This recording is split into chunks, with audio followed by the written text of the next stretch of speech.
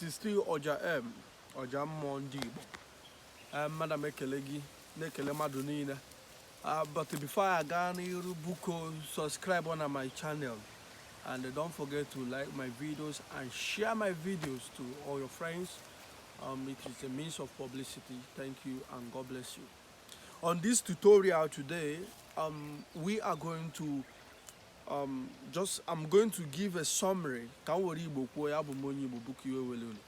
Na m na-aga ịkọwashi ihe niile m mere kemgbe ọ vidio niile ndị m postuchara kemgbe achọrọ m ijọsụ ka m kọwara gị for this time around so that ka ebidozi ugbu a gawazie n'ihu for different types of tutorial. So on this one enwe ihe a na-asị na mmadụ na-ama otu esi na-egbu sound like ị chọrọ ị na-eme ihe egwu a na-agba agba like ị ga na-ahụ ihe dị ụtọ na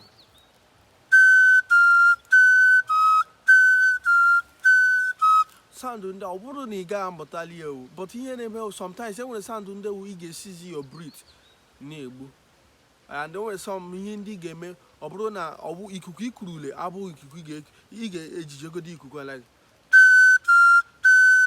na akpachiri m ume m akpachi because m ka ume ọ ga-awa ọkụ. So ihe niile ndị a na-awụcha style ihe ndị kwesịrị na-amụta. So before gị mụọ sound gị mụta otu esi wee na-eku ume na ya ọ bụ nke dị mkpa.